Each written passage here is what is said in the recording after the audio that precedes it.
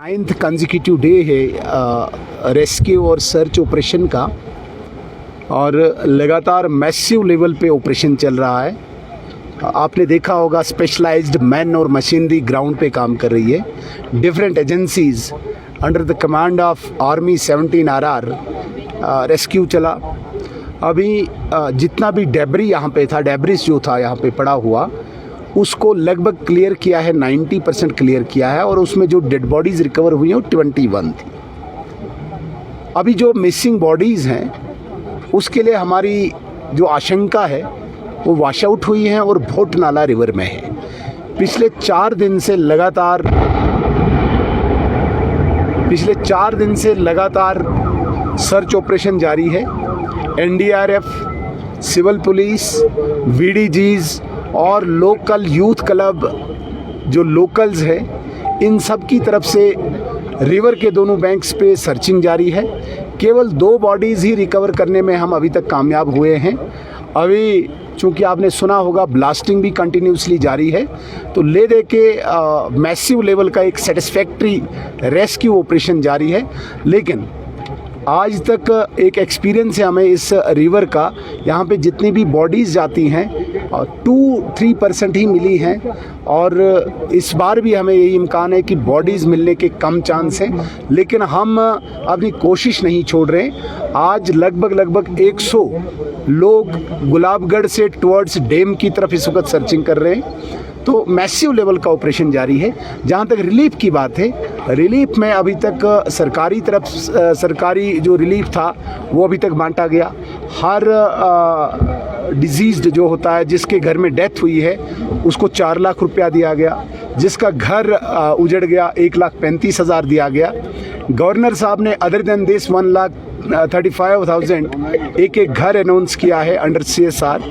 जितने भी यहाँ पे रेडीज़ ढाबा थे, इनको SDRF में कंपनसेट किया गया है। जिसको टोटल ज़मीन नहीं है, लैंडलेस है, 5 मरला ज़मीन दिया जाएगा। यहाँ पे लगातार लंगर जारी है। हमारी बिज़नेस कम्युनिटी किश्तवाड़ की पिछले 9 दिन से यहाँ पे कंटिन्यू डे नाइट लंगर चलाए हैं। सेवा भारती एक बहुत बड़ी ऑर्गेनाइजेशन डे नाइट लंगर लगा के बैठे हुए हैं। तो कहीं पे भी कोई कमी नहीं है, लेकिन जो जाने गई है वो वापस नहीं आ सकती हैं, उसका हमें मलाल है। उसके बाद जो रिहैबिलिटेशन का काम है, चाहे यहाँ पे स्कूल का काम है, मंदिर का काम है, लेन ड्रेन का काम है, नहर का काम है, सोलर लाइट्स का काम है, इस पे एक बार रेस्क्यू ऑपरेशन क्लोज करके ही बात कर सकते हैं। रिहैबिलिटेशन विद इन जिनके साथ गवर्नर साहब से मेरी बात हुई थी, उनके द्वारा बात हुई थी, वो कह रहे थे 1.5 मंथ हमें लगेगा। लेकिन उनको यहाँ की टेरेन का, यहाँ के क्लाइमेट, यहाँ वेदर का पता नहीं था। यहाँ सितंबर एंड में क्लोज हो जाता है, यहाँ बड़ा शॉर्ट विंडो होता है काम का। इसलिए डिज़ाइन भी जो उन्होंने किया था, मैंने उसे चेंज करने के लिए रिक्वेस्ट की है। जो उन्होंने घर डिज़ाइन करने के लिए बोला है, अब यहाँ पे यहाँ की टेरेन को देखते हुए, मौसम को देखते हुए यहाँ पे डिज़ाइन चेंज कर रहे हैं। तो बहुत जल्दी अभी हम फाउंडेशन डालने जा रहे हैं इन घरों की। जहाँ तक बात आती है अदर रिहैबिलिटेशन, जैसे नहर की बात है, जहाँ पे लैंड ड्रेन की बात है, पानी बिजली विद इन 24 आवर्स हमने रेस्टोर किया। तो नहर का काम कल रेस्क्यू ऑपरेशन खत्म करने के बाद हम कूल का ऑपरेशन शुरू करेंगे और लेन ड्रेन का ऑपरेशन शुरू करेंगे। कुछ NGOs जो बाहर की हैं, उनके साथ मेरा कांटेक्ट जारी है। By next 15 days we will start the rehabilitation process. Definitely इस बार इस पर इम्पैक्ट पड़ा, चूँकि यात्रा इस बार हाइस्ट लेवल पे जानी थी। हमारा इम्कान था कि 5 लाख टचिंग होगा, और अभी 21 दिन की यात्रा बची थी और पीक लेवल पे गई थी। उस दिन भी अगर हम देखें तो 18,000 लोग उस दिन भी रजिस्टर्ड है। नेक्स्ट डे के लिए 32,000 रजिस्टर थे, मगर 2 दिनों की मैं बात करूं तो 50,000 लोग 2 दिन में आ रहे थे।